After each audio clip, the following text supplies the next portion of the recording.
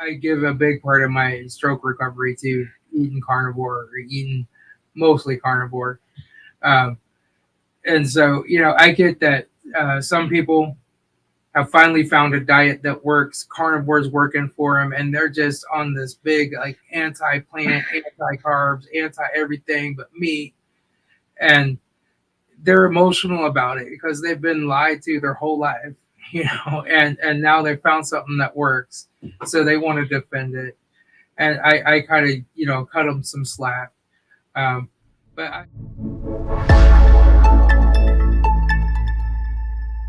All right, Tom, the frugal prepper, can you tell us your story?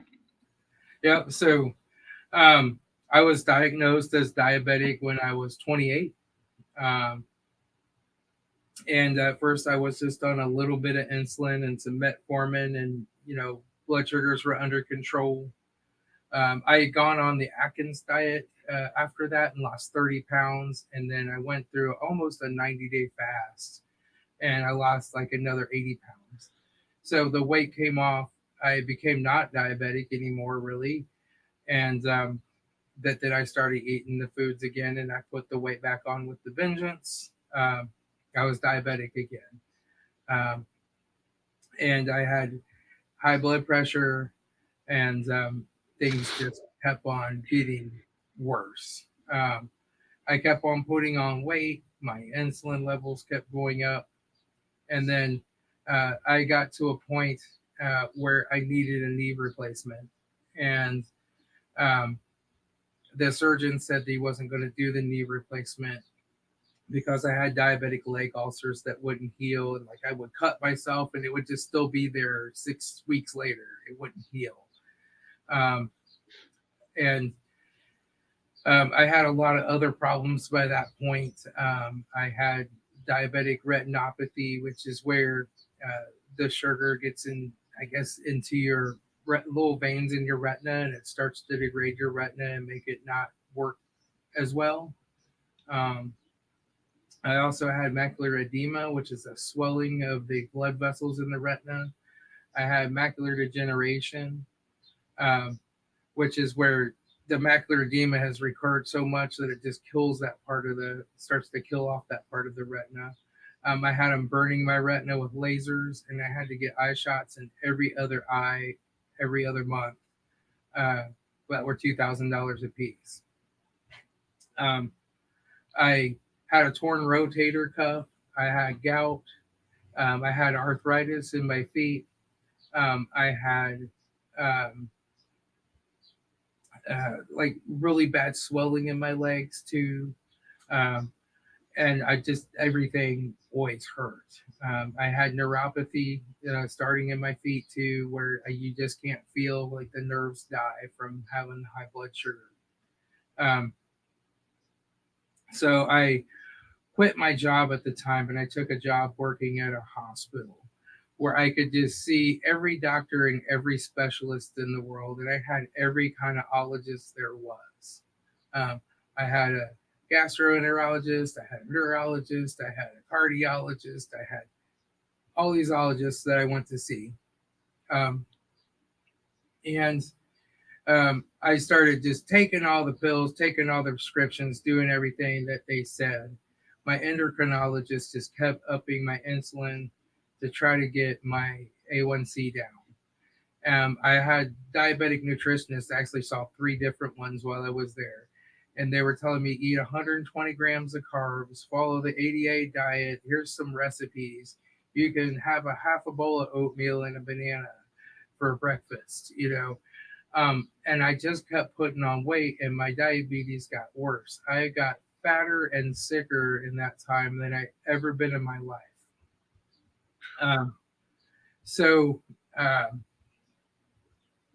uh, you know, I just kind of kept at that for a while, but it got worse. My last weigh in was at my old cardiologist. It was 458 pounds. And I was just like, I'm over 450 now. I can't believe this.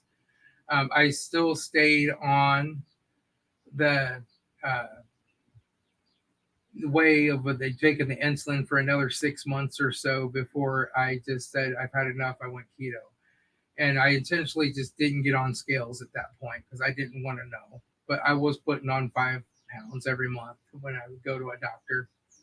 Um, and so I saw a video with Dr. Barry, and he was doing an interview on one of the other channels that I watch. And I was like, yeah, this kind of makes sense. And so I started watching more videos from Dr. Barry. I bought his book. I started reading up, and I just started doing keto, a nice clean keto, lots of veggies, but lots of meat too, and having real butter and stuff. And I started uh, feeling better kind of right away.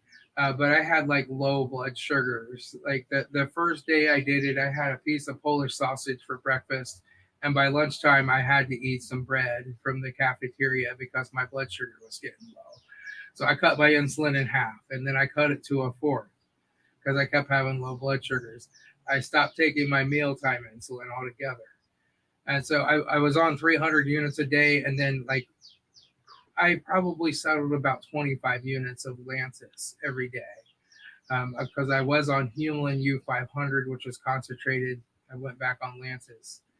Um, and so over that next 6 months, I had lost like 100 pounds. A lot of that was just water weight. I was just peeing constantly. I wasn't, when you're diabetic and you start peeing a lot, you worry that you're polydipsic, which is where you just constantly are thirsty and constantly are peeing. But it wasn't like that. I wasn't thirsty. I was just peeing off a lot of that weight. Um, so I went back to the surgeon, the orthopedic surgeon after that.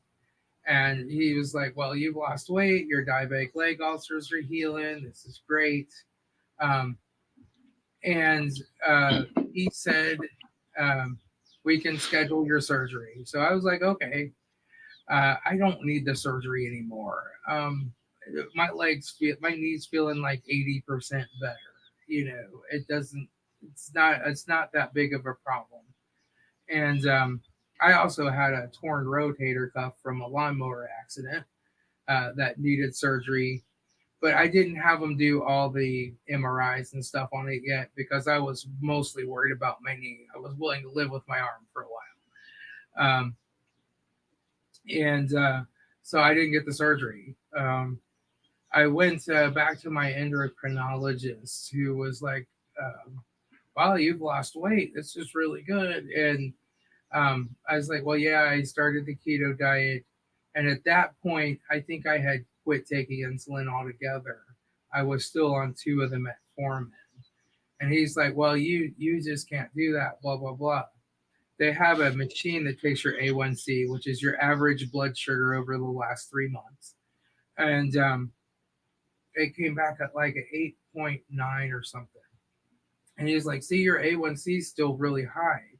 I'm like, it used to be in the 14s on 300 units of insulin. Now it's an 8.9 on no insulin. And I just kept doing that. And I went back in another 3 months and it came back at a 5.9. And my last A1C came back at a 5.1 now. So, yeah, that's all fine. And I went off the metformin at some point. Um, and the diabetes went away, the leg healed, my gout went away. I had a follow up appointment with my foot doctor because I have high arches, so I have to get custom shoe inserts. And so I had an appointment with them to get some more custom inserts made. And they were like, okay, they like poke you with this little needle on your toes, like, can you feel that? I'm like, oh yes, I can feel that. Oh, I can feel that. And they did an X-ray of my feet, and they're like talking to each other. And I'm like, what are you talking about? They're like, well, we're looking at your previous record, but you used to have pretty severe arthritis in your toes, and you have very little now. I'm like, well, I'm carnivore, so I've kind of been healing. But your neuropathy is better too. We're just making sure we have the right patient in the computer. I'm like, no, that's me. Like well, neuropathy can't heal. It can't get better. They said, and I said, well, it took a long time, but it does. Um, and so, um, yeah, everything has got better. I had chronic hypertension, resistant, and I still do, right? And so I'm working with my cardiologist on that. Um, but uh, I went to see a vegan cardiologist because my old cardiologist was out of town and he was scheduled like 2 months out. So in the hospital, I'll get into this in a minute, but after my stroke, which I had in October, they put me on a medication called tamsulosin that was causing my heart to skip beats. So my vegan cardiologist uh, had gone through my medications and said, "Are you on Flomax?" I'm like, "No." And then he goes through all my medications. I'm like, "I'm also taking tamsulosin." He's like, "Well, that's Flomax. That's for an enlarged prostate to help you if you're having trouble peeing." Well, I had a hard time peeing at the hospital, and just because it was a psychological thing, I couldn't pee laying in bed. So they started me on that, and it was causing my heart to skip beats. But he did uh, a stress test, some kind of nuclear test where they put some nuclear stuff in you, and they scan you before the stress test and after the stress test. And then they did a thing where it's an ultrasound, but they have a special name for it, where they scan your heart and everything. I was told, like the technician said, "Wow, you have amazing heart valves." Like I guess they seal like 100%. Most people have a heart valve that leaks a little, but my heart was a little large on the left side from the years of high blood pressure. But I think it's called the ejection fraction. They said it Yep. was 54%, which was fine. Yeah. Um, People think it should be 100, but it shouldn't. It's the ejection fraction is the amount of blood that goes out as the heart beats. Um, and so if 60 is really good, it's not bad at all. You said it was 50 something. 54. Yeah, so that's not bad. People think that sounds bad, and it does sound bad if you don't know, but that's not too bad. Yeah. Um, and so I went back to see my cardiologist, and he said he's a vegan, and I told him that I was carnivore, that I ate lots of saturated fat and meat all the time, and very few veggies. And he was like, "Well, I'm sure that you have a blockage, and the nuclear scan might not have seen them all. So we can send you for a CTA scan, which is a CAT scan, or we can send you for or I can do a thing where I stick a probe up your leg and go in there, and then when I find the blockages, I can put stents in."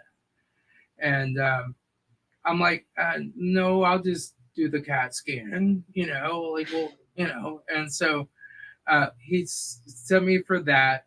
They had to test my kidney function before they could give me that much contrast that they use in the CTA scan, and my kidney function was perfectly normal. Um, and they did that, and they put some kind of a pill under my tongue, and it just like dropped my body temperature, and I started shivering like crazy. But I made it through the CTA scan, and um, and it took me like 15 or 20 minutes to warm up in the room afterwards. I was just like shivering in a blanket. Um, but my CTA scan showed absolutely no blockages. So he sent me out for a coronary calcium score. I had that test done and it came back at a 0. So I have like no blockages in my heart. And they said my lungs were clear too, and my upper abdomen was grossly unremarkable, is what it said. But my doctor said that was good. Right. So I'm still taking lots of pills. At that point, I was on 9 different medications 3 times a day, different pills at different times of the day. But I have to take pills 3 times a day. And I'm talking to him about the side effects of it. And I was he doubled my dose of nifedipine from what is normally the maximum dose. Um, and it gave me severe sciatic pain. I mean, the kind of sciatic pain, I didn't know that kind of pain existed. I couldn't get out of bed. I couldn't walk. It was terrible. The muscles, like in my leg, would just like flex, and then they flex, and it was like tearing the muscles and swelling around the nerve. Um, And he would just say, well, you need to eat vegetables instead of meat, you know. And so um, I went back to my physician's assistant. He put me on amlodipine instead of nifedipine, and the sciatic pain went away. And then I got in to see my new cardiologist, who is working with me on just different medications. I'm down to 7 different medications now. All these So medications. Okay. so you had gone from so say 450 to 350 area of weight. You'd lost 100 pounds. Then you had the stroke. Is that No, I right? lost more than that. I lost about, oh, 130, 140. Um, and then I went carnivore, and then I lost like another like 50. I lost up to like about 200 pounds. Um, and so then I had the stroke. Okay, so you were kind of at a plateau and decided just to give plants up all together for a while and go carnivore and see how it did. Yeah, so my keto was really clean at first, and then it became a dirty keto. Um, and so I was having like keto cupcakes, keto brownies, keto making keto French fries with almond flour, um, and I discovered mayonnaise. So like mayonnaise never used it used to stay in my fridge until it was like, oh, that looks bad. Let's get a new jar, you know. And now I'm going through a couple of them every couple weeks, you know, sometimes a couple of them in a week. I'm making chicken salad and tuna salad. And so I think that is made with seed oil. And that was a big part of the problem. And so I had started to kind of uh, gain a little bit of weight, just a few pounds, but I wasn't losing weight anymore. And my blood sugars were starting to go up to like 140s and 150s. Yeah. So So, one of the things that you see is now that a lot of food companies have jumped on the keto bandwagon, they're selling all kinds of stuff that while it might be keto, you look at the ingredients and you say, I don't know about all that, and that's, right. like the mayonnaise itself. And so, all right. So then you decided to go full carnivore and you lost that 50 or so more pounds. Yeah, yeah, and so um, and then on October the 12th of last year, I had a stroke. I was at work, and I just started getting really dizzy. I started like I was walking like I was drunk. I couldn't keep my balance. I started seeing double. I was walking outside back to my desk outside the building, and I made it to my car. I sat down in my car, smoked my last cigarette. Right, I was a smoker then. Um, and I thought I'll just smoke a cigarette, it'll go away, it'll get better. And it didn't. It just kept getting worse and worse. Um, I started throwing up. Um, Everything was spinning, and and so I was like, well, I need to call an ambulance, you know. And I couldn't see the screen on my phone, and so I asked Siri on my phone to call uh, my boss, and he answered. He came out and called the ambulance for me. Um, I got to the hospital. They gave me the clot buster. They sent me for a CAT scan first to make sure it wasn't a bleeding kind of a stroke. It was a clot, uh, one that you could have the clot buster for. I had a teleconsult with a neurologist who told me that like 6% of the people who take the clot buster die. And like if you start to die, if you start to bleed out, there's not a lot they can do. But, you know, and I was like, well, I don't think I want that. And he was like, you're just probably just beginning your stroke. There's no way to tell how much worse it's going to get, right? It could kill you. It could get worse. It could get no worse than it is right now, but it's your decision, you know. And I really appreciated that they made that my decision. They explained everything to me and made it my decision. And so I decided to take the clot buster, and then I had to be in bed uh, for the next 8 hours. They took me down for another CAT scan, I think, afterwards, and I had to like stand up to get on the table. But after that, I just went to the ICU and I was in bed. Um, and they, I had to pee really bad, and I could not pee in a little plastic cup and laying in bed. There was just something in my mind that says you're not peeing in bed laying down.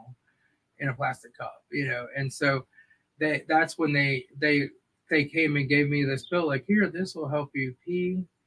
I thought it was like a one-time thing. It was the tamsulosin or the Flomax, and but I got up like 8 hours and 1 minute. I made them help me get up and get my walker and get to the toilet, and I peed just fine. Um, so I was still on that tamsulosin. I didn't know what it was. They sent me home from the hospital with a 3-month refill prescription for it, and that was the side effect from that tamsulosin was causing my heart to, like, I would get like lightheaded, out of breath, and then my heart would start acting crazy and start kind of like skipping beats and acting weird. And that's why my physician assistant sent me to see a cardiologist. But it was I found out when I was on the at the cardiologist that was Flomax, and that was actually one of the potential side effects from it. And I quit taking the Flomax, and my heart normalized after that. Nice. So you had the stroke in October, and um, so tell us about the rehabilitation. How did that? So you got through the hospital portion of the stroke, and then you came home, and then what happened? Yeah, so like, well, first of all, I was in the hospital and they kept wanting to keep me. I had been there 3 days and it was going to be 4 days, and I really wanted to go home because you can't sleep in a hospital. I hadn't slept in 3 days. There's every time you fall asleep, they come in and hook up a lead or give you a medication. It's just crazy. Because I'm a stomach sleeper, I've always been. So they have all these wires all over you, and as soon as you roll over to go to sleep, you tear the wires off and they come wake you up. So. Um, and I was like grumpy with the cardio or with the neurologist on the third day. On the second day, I was like, "Well, what do I have to do just to leave AMA? Just get the heck out of here." She's like, "No, you need to stay. You need to do rehab, and we're not letting you go." And blah blah blah. And I'm like, "Okay." And so they were planning on keeping me in the hospital to do my rehab, or at least start it. And then that third day, I was like, you know what? I'm just going to do whatever it takes. I will stay here. I will do the rehab. I want to get better. And she came back like an hour later, like, we're going to go ahead and send you home. Uh, so, but I found out like less than 20% of people who have a stroke actually go to rehab. So um, I came home and I got scheduled with my rehab place. And at first, they just have you do a lot of different stretches, and like there's things where you put a ball between your legs and you squeeze it, and just all kinds of stuff. But they get more intense, right? You're getting more and more intense every time you go back. But I would do all those exercises at home. A lot of people always like say, "Well, this is a time to rest, a time to get better." And I had read that in like the first 3 months after a stroke is when your brain goes into relearn mode. It's trying to relearn functions that you've lost. And that is not a time to relax. That is a time to work. So, I mean, the day I came home from the hospital, I got on my walker, I went into the kitchen, and I washed a dish in the sink. And I then went and laid back down, but I just kept making myself do things like that. And so at this point, you had the vegan cardiologist, is that right? Well, not right after my stroke. It was probably a month or a month and a half after that I had to. My heart was skipping beats, and they just scheduled me with this guy. And so I couldn't get into my regular cardiologist. He was scheduled a couple months out at that point. So okay, I just went to the local guy. And he was a vegan. Yeah, he was a vegan. He kept telling me, you need to eat more vegetables. You need to give up the meat. And I think that's why he kept doing tests, even though my stress test and my nuclear scan he just kept doing tests because he was sure that I had to have blockages because of how I ate. And, he doesn't know how sick I was before. I was pushing 500 pounds and now I'm a normal weight and how far I've come. And, they want to spend 5 minutes with you, um, so you can't really go into it real deep. um, but yeah, he was big on like you need to eat the plants. And yeah, I didn't, and he was really trying to push me towards taking a statin. My neurologist was trying to push me into taking a statin, and I just know from the little bit of reading that I've done, statins work. There's like a 30 some step process to make LDL in your liver, and they stop it on step three. And from that step three, there's other things that your liver makes that it's also now going to be shorter on than the LDL. And so it makes less LDL. And that LDL that it makes is healthy LDL that your body needs to build every cell in your body, to make every hormone in your body. Like, it uses that LDL. It doesn't just carry cholesterol. That's a little tiny part. It carries all your triglycerides, your coenzyme Q10, all that stuff. And I knew um, that I didn't really want that. And I also know that also a second part is it tricks the liver into the liver receptors into thinking there's more cholesterol in the blood than there is. So it removes healthy LDL from the blood. So it's making less and it's removing more. But I know that LDL can be glycated, or it can be poisoned by endotoxins from a leaky gut, is another thing that I've read. And those LDLs get broken and they can no longer dock with the cells in your body. It's like they have an ID card badge. It's like, me, I'm LDL, let me in. And it can no longer, its card is broken, and the liver can no longer dock with it. So the LDL normally comes back and gets refilled at the liver and sent back out. So if it's removing LDL and it's making less LDL, it's removing the healthy ones and it's making less of the healthy ones. It's leaving all the broken ones, which my understanding is eventually they circulate around and get calcified and stick to your arteries a lot of times. That's the thinking of it.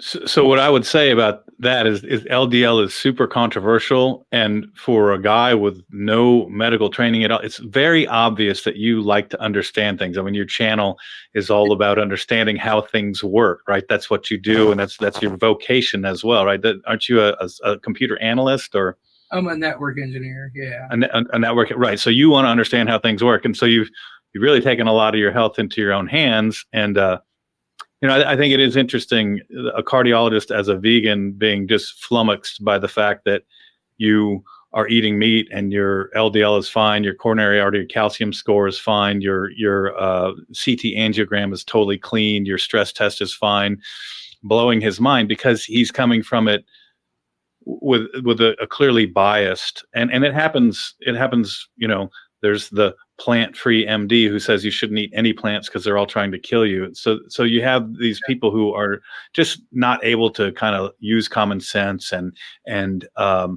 look at how individualized people's care has to be, because you're an individual, and you are an individual who, as is evidenced, you don't do well with carbohydrates. You can call it an addiction or an allergy, but carbohydrates destroyed you almost. You came right at the brink. I'm allergic to carbohydrates is the way I look at it, right? Yeah. So, yeah, I mean, I didn't go on the statins. A part of that is, the brain needs LDL to rebuild its neurogenic pathways to relearn how to do things. And I know that the statins cross the blood-brain barrier and cause your brain to make less LDL too. And the statins that the LDL that your liver makes supposedly can't cross that blood-brain barrier. So, um, yeah, I mean, I did the recovery from my stroke. I really focused on it, and 3 months later, I drove in to see my neurologist for my follow up appointment, and she was like, "Where's your wife?" I'm like, "Oh, she didn't come today." And she's like, "You drove here yourself?" Like, "Yeah, I'm driving again. I'm working again, and my balance is still just a little bit off, but."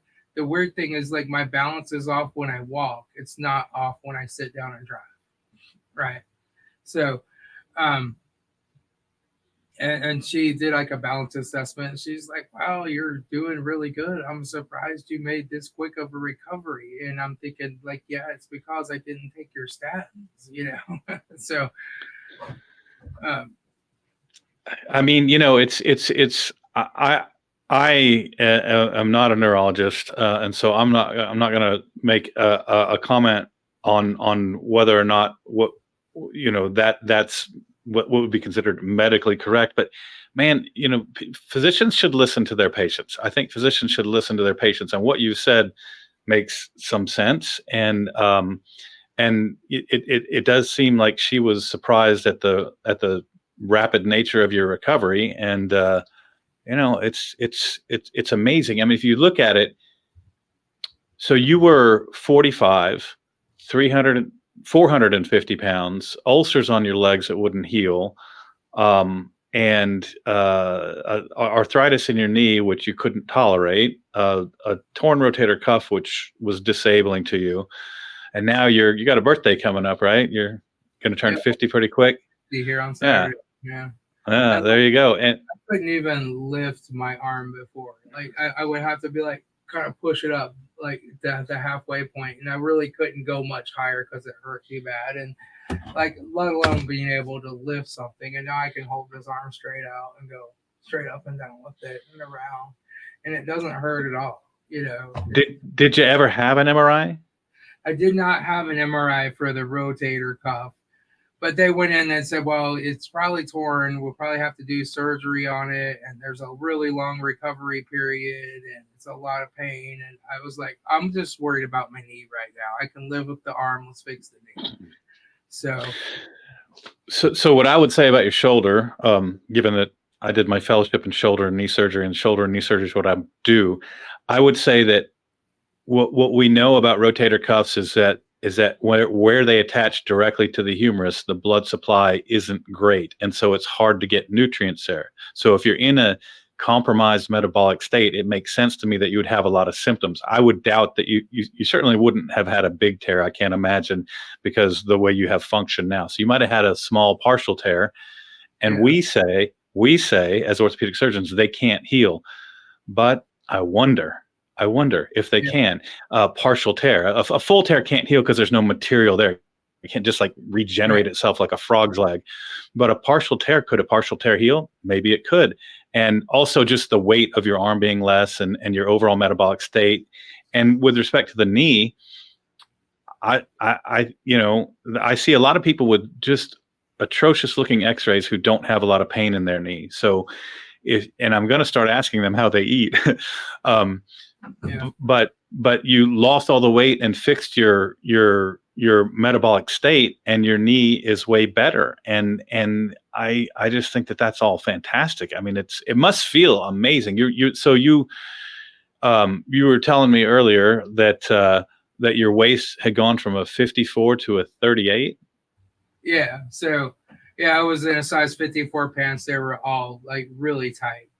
And now I'm in a size 38 pants and they're getting a little, they fit comfortably. They're not loose yet. Um, and I was in a 6X shirt and now I'm in a 2X shirt and it's getting kind of loose. So the 1X shirts, I have some, but they're still a little tight around the belly yet. So I'm kind of in between. Yeah. Yeah, I mean it's really, I mean, your whole situation is just more or less like a miracle. Um, and so what you're doing now, you're not as strict on the carnivore, and you said you've had a little bit. Some people that are very almost very clubbish, near cultish, are like, oh, you're eating vegetables. Tell us a little bit about that aspect of it. Yeah, so after I had my stroke, I just like I posted that I think the first post I did was chicken legs fried in bacon grease, and everybody's like, "That's great," because I was just doing some videos because I was stuck at home. But then I posted like a salad that I was having, and I did a post on my homemade ketogenic salad dressing, and people were just like all up in arms, like I can't believe you're eating that. Vegetables are poison, blah blah blah. And it's like a lot of the people that had started following me were even unsubscribing and getting all mad.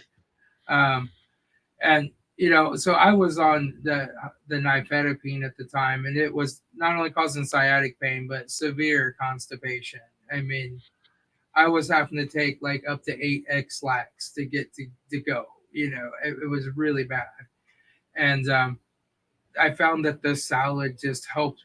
Uh, on carnivore, a lot of times I only go every 3 or 4 days, and so when I before the medication, when I went, I just went. It wasn't constipated or anything, but I found that on that nifedipine, it was like it was just sucking the moisture out of it while it was down there, making it rock hard. So by eating the salad, it just kept me going a little more often, like every day. So the constipation wasn't as bad. And like people just there's a lot of carnivore people that just hate that you're eating some vegetables, and there's so yeah, I kind of got kicked out of the club. I had some interviews with some popular YouTubers set up before I had my stroke, and after my stroke, they didn't respond to my emails anymore. They're just like, oh, forget about him. He had a stroke, and he's keto now. So um, and so I mean, I still eat like 90% meat, but I have some green beans. I'll have some onions and peppers once in a while. I'll have spaghetti squash once in a while. I have mushrooms once in a while. Um, but it's all stuff that I grow in my garden, except for the mushrooms. I don't grow those. But um, so I know that there's no pesticides or chemicals or anything like that on it. I dehydrate it, I can it, I put it back, I eat on it, I eat on what I grow all winter long. Um, and But I'm still mostly a carnivore. And there's some other people out there that say as long as you're 70% meat, you're carnivore. So there's that they kind of go all over the place. But I have like keto people that don't like me because I eat so much meat and not any veggies, and I have carnivore people that hate me now because I'm eating some veggies, and I have vegans that really hate me. I get death threats from vegans on a regular Wow. basis. I have to Wow. file police reports on those. Um, so yeah, it just kind of go. I guess I'm doing something right if I'm taking everybody off. Well, I mean, I think it's just too bad. I mean, it's we're what this is about is health, and everybody's an individual. And I'm happy, however you're doing it, and I'm fascinated by your story of self-directed healing. And you did. I mean, you went on the internet. All the doctors sometimes will be like, oh, well, you went on YouTube and listened to some doctors and just miraculously cured so much that is so difficult to deal with. I mean, you're a whole different person. You're going to be 50 years old, and the only thing you have left is high blood pressure. And you were telling me earlier that you may be able to have a renal artery desensitization. So basically, I'm on my insurance has to be willing to pay for it, and they want to make sure you've tried all the medical pills first, right? And but then my cardiologist is gonna if does we don't get it under control right now. He's just trying to keep my systolic below 160. Um, and he's had me on some medications where my systolic dropped down to the 80s, and I got really lightheaded, and my vision started like going like it started getting dark on the outside, and so he's taken me off of some of the medications, but he's aiming for keeping it below 160. Um, but he's going to refer me to the Cleveland Clinic, and then the insurance has to approve it and everything for me to have a renal denervation, which is where they stick a catheter up your leg or something, and they go into the renal artery, um, and they kill some of the nerves around it. I've also had all the CAT scans to check for renal stenosis or something, which is like a blocked artery, and check for tumors on my kidney. Um, they've also tested my aldosterone. It came back on the high side of normal, but I had been fasting for 2 days when I had my blood taken, but it was still in the normal range. And they tried to put me on some medication to lower my aldosterone, and it made my nipples really sensitive. I forget what it was called. and I was like, I'm not taking that anymore, So, um, but yeah, so um, I've been through all the side effects from this medication. Uh, like I can walk a lot now, but I still have now I have to sit down and take breaks when I walk. If I walk a mile, I have to sit down for a few minutes because my leg muscles just start to feel like jello, right? And I have to rest. Um, lightheadedness, dizziness, all the side effects from all these blood pressure medications. I have one that I was taking in the afternoon, but it dilates my pupils. It makes everything look super bright, like I can't even drive. Um, and so now that I take that one at nighttime, so I'm going to sleep. Um, but yeah, there's just a whole bunch of stuff. So yeah, they're going to try the renal denervation. Hopefully, I have another appointment with them in June, and then we'll see where it goes from there. All right. And so, you know, your channel, I want you to know that when I started my carnivore journey, I kind of had a little bit, I didn't get as sick as you got, but I've been up and down my whole life, and keto was good, but I'm allergic to carbs too, as you say. I eat them and they don't do good for me, and all they do is make me want to eat them more. Um, but when I was starting, I first heard of carnivore really kind of from Jordan Peterson and then Joe Rogan, and I started looking and I started listening. And as I had made the decision to go carnivore back in probably November of last year, I said, okay, January 1, I'm going carnivore.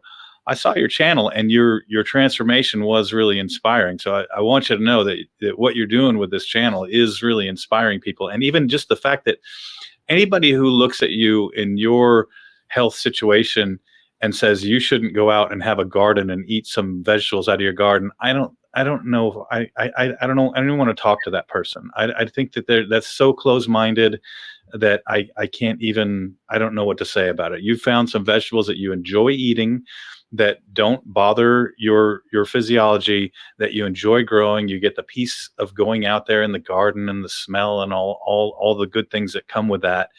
And yet people want to kind of criticize. I guess if you're on YouTube, I guess you're going to open yourself to some criticism, but I Yeah, just think people should relax and understand. I mean, you are just an absolute miracle. I mean, from 450 pounds and a health catastrophe to clean arteries, a good lipid profile, and just some high blood pressure and a little bit of remnants from your stroke to deal with it. That's a miracle. yeah. A lot of people, I tell them my story, like where I was, and they're like, "How are you not dead?" You know. So, um, and I, Well, the you that weighed 450 pounds would not have survived that stroke, yeah, I'm and sure. certainly wouldn't have recovered like you have. Yeah, I think I give a big part of my stroke recovery to eating carnivore, or eating mostly carnivore. Um, and so, I get that some people have finally found a diet that works. Carnivore's working for them, and they're just on this big like anti-plant, anti-carbs, anti-everything but meat, and they're emotional about it because they've been lied to their whole life, and now they found something that works, so they want to defend it, and I kind of cut them some slack. Um, but I just am out there on my YouTube channel trying to tell my story about what happened, and I'm finding other people that are in a similar situation and be like, you don't have to live like this. A lot of people say, oh, I just could never eat all meat. But I like what Caleb Peterson says, which is something along the lines of nothing tastes better than being healthy feels, right?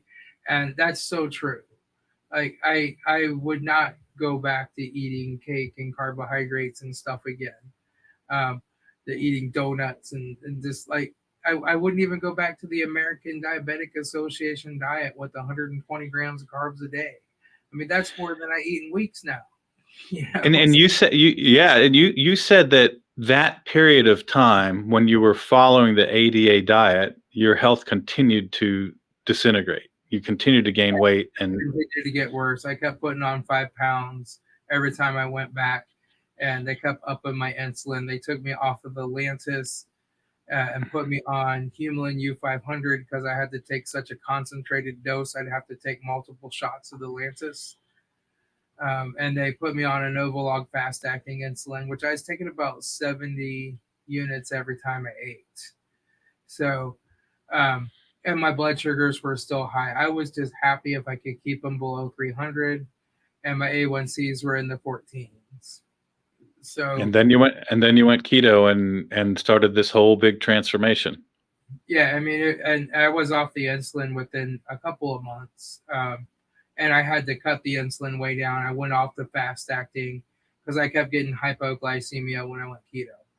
And, so I cut the insulin down and I was on like 25 units of Lantus again for a couple of months. And then I just went off the insulin altogether.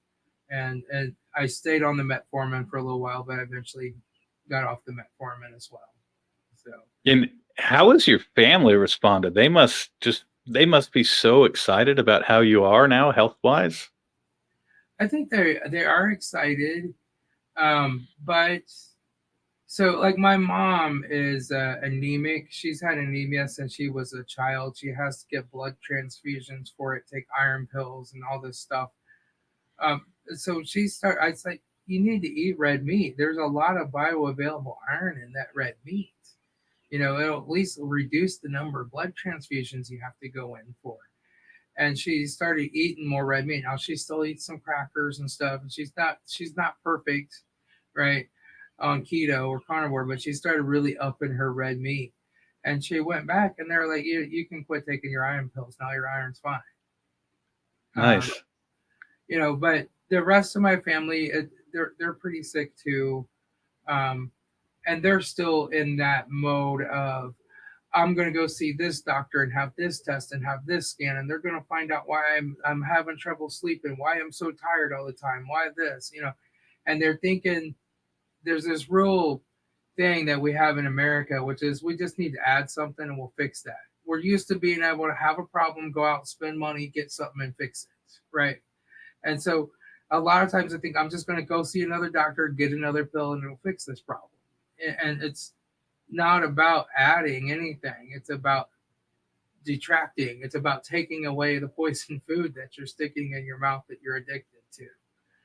And Yeah, well, if you climb the pyramid high enough and look, the same corporations own Johnson and Johnson and Nabisco, right? yeah, yeah, So if the same corporation owns the company that's selling you the medicine and the company that's selling you the food that's causing you to need the medicine, we got to think about that.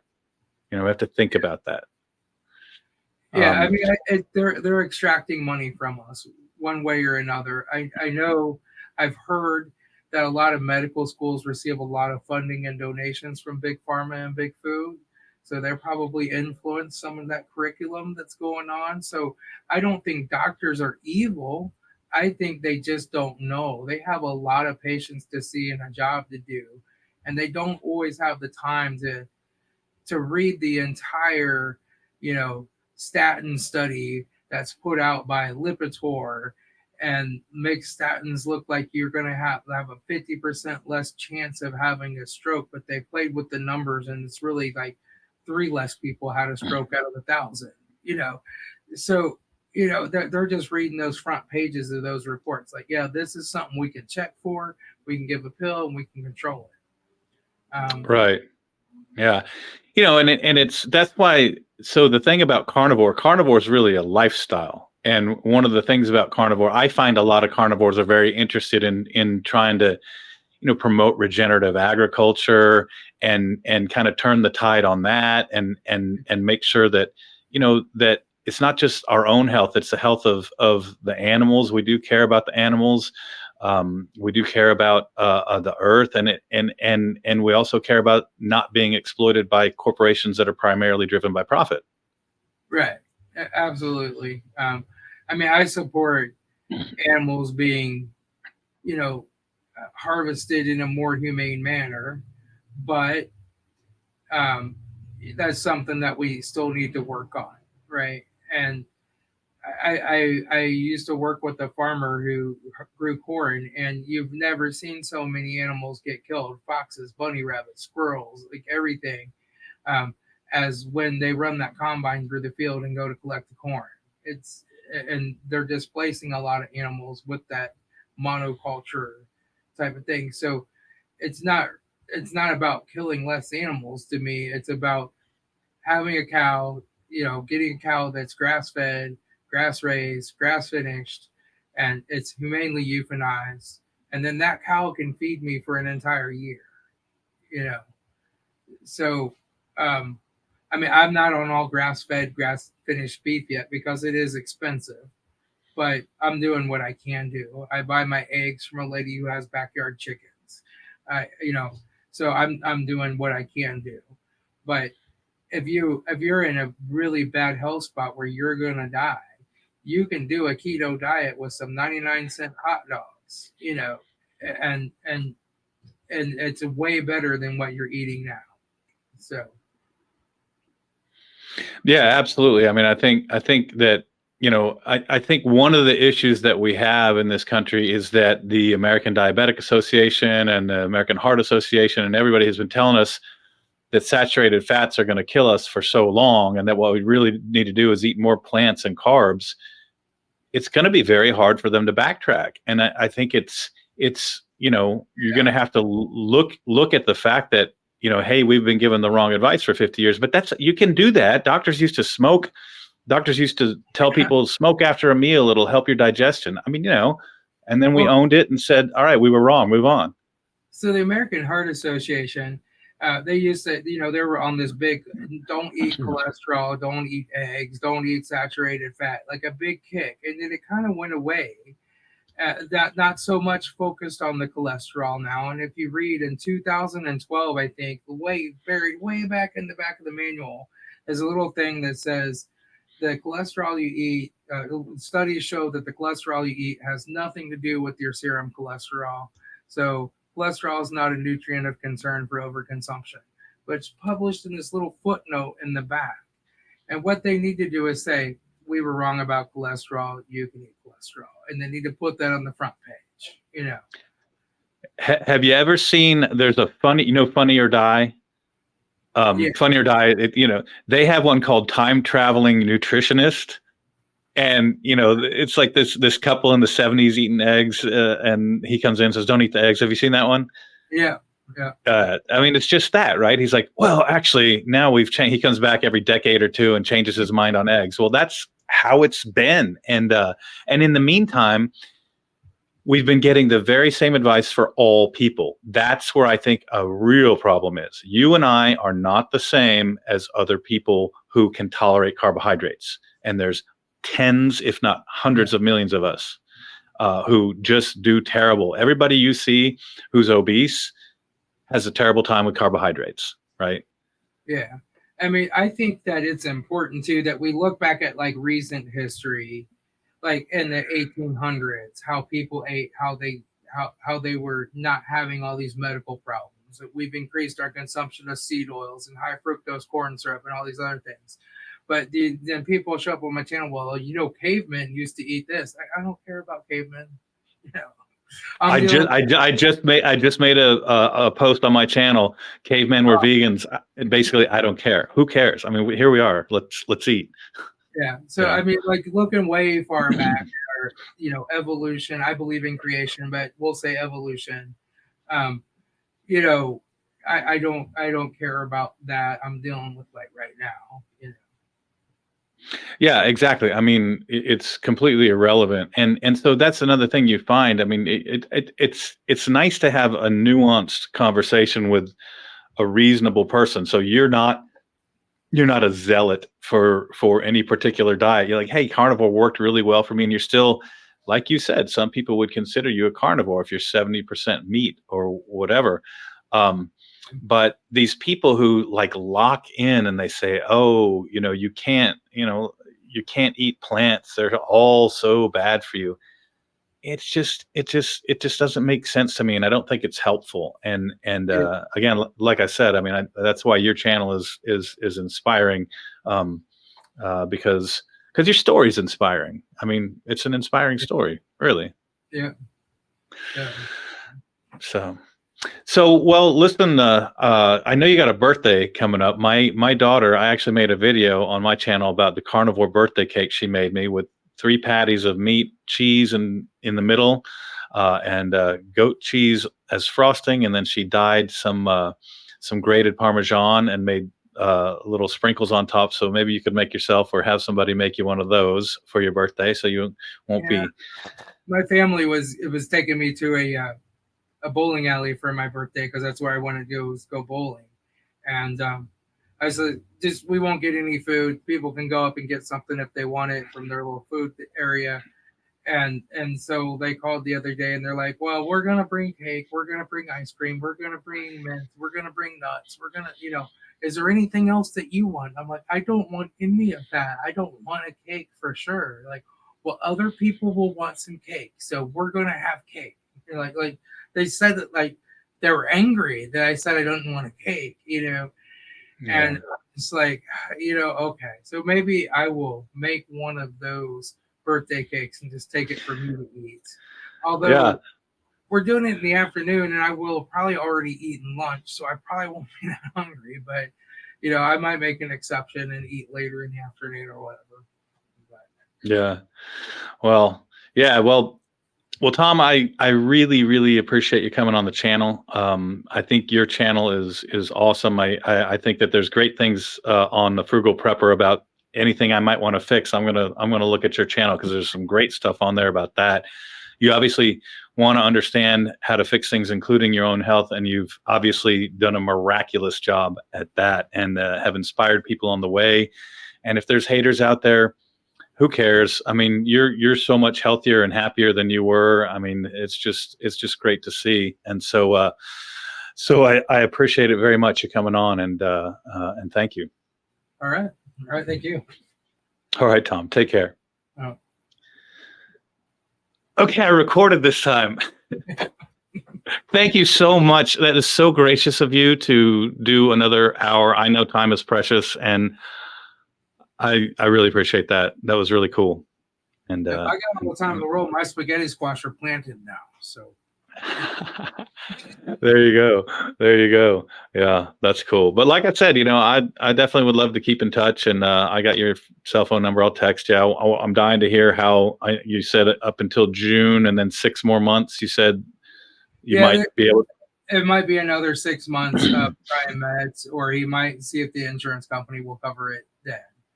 So he kind of has to submit it to my insurance company, and they have to come back and be like, well, he needs to try this medication. Mm-hmm.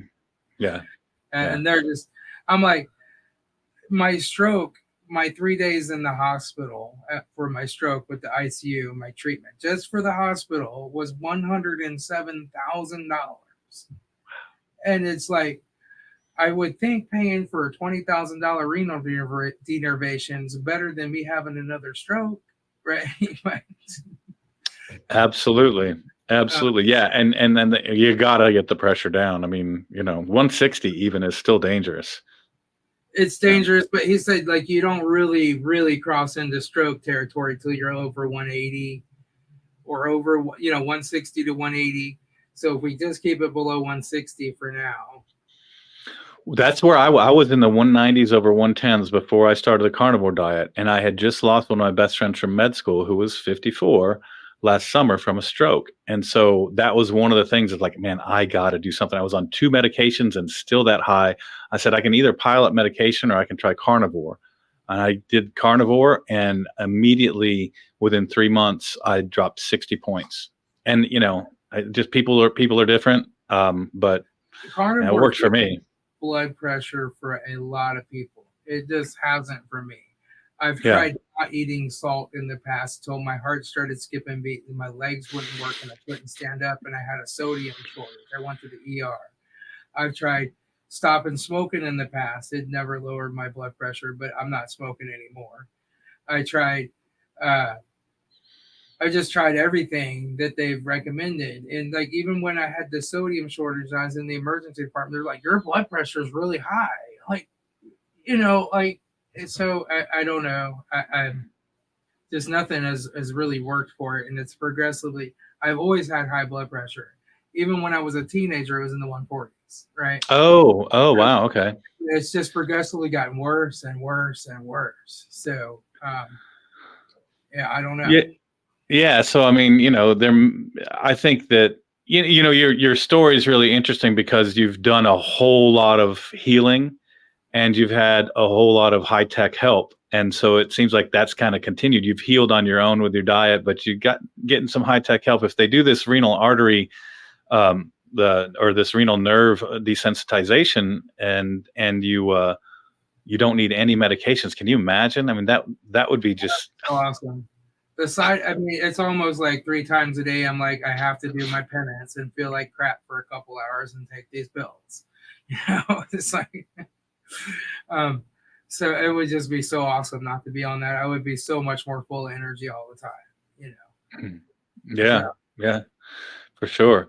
And so in your garden, do you what all do you grow? You grow squash, onions. You said this year I'm growing some gutty squash. I'm growing onions. I'm growing tomatoes. I'm growing some peppers, and I'm growing green beans. But I mean, I've grown things like eggplant before, but I've read some bad things about eggplants and the amount of toxins they have that they it's might a not. nightshade, isn't it? Yeah, Yeah. and tomatoes are too. When I go to the store and I buy tomatoes, they make me kind of inflamed and swell me up like the next day. But the tomatoes I grow in my garden, they don't do that. Hmm. So I think that's because the ones in the store, they pick them green, like in California, ship them across the country. They put them in a room with some kind of gas that turns them red, but they're not naturally ripened. I Is that think right? between a tomato that's green and not ready to be eaten yet, and a tomato that's fully sun ripened is like, eat me, eat my seeds, and spread me around. You know, Our food system is so broken. It really is. yeah. There's a regenerative farm down in Georgia. White Oak is the name of it, and he's got a video there of the water coming off of his land and the water coming off of a chemical agriculture farm next door, and the water coming off his land is clear, and right next to it is just muck. It's Wow. crazy. Yeah. I know, like they were telling me to eat a banana for breakfast. I like researched it. There's actually more carbohydrates in a banana than there is in just a small regular sized Butterfinger. It's like, Yeah, I think it's like it's like teaspoons of sugar, like multiple teaspoons of sugar in a banana, right? yeah, and it's like, why are you telling me to eat that when like I'm full of sugar? I'm putting in insulin to cram more sugar into my fat cells. Like the first thing is just to stop eating the sugar. You're supposed the average person has 4 grams of sugar in their blood at any one time, and you go get a Big Mac Happy Meal or a Big Mac meal at McDonald's with a regular Coke. That's like 180 grams of carbohydrates. Like, what's your body doing with all that if it only needs 4 grams? Right. It's crazy. Well, right. I mean, and nothing in nature, whether you believe in evolution or creation, nothing about the way our bodies were created made them ready for 48 ounces of sugar going down their throat in a drink. Right. And I mean, the other thing is, if you look around, we have the geese at work. I don't see any fat, morbidly obese geese. I don't see any fat, morbidly obese. Any mammal on Earth that isn't fed by us is not that way, and they're eating their natural, normal diet. right. Well, and that's part of it is as humans, we've moved out of our natural, normal environment. And so we don't really know anymore. And I mean, different people in different parts of the world would have eaten different things. That's why the whole paleo thing is so crazy to me. It's like Paleolithic people in Honduras ate very different things from Paleolithic people in Kamchatka or Siberia. I mean, it's just nonsense. That's like saying, what do people eat in 2020? Well, are you a rice farmer in Thailand, or do you live in New York City? It's totally crazy to me. Yeah. Yeah. So. Yeah. Yeah. But well, all right, man. Well, thank you very much again, and we'll keep in touch. And happy birthday! And I hope you have a great birthday. Bowling sounds fun. I always enjoy bowling, and we'll catch up again. Bowl so much.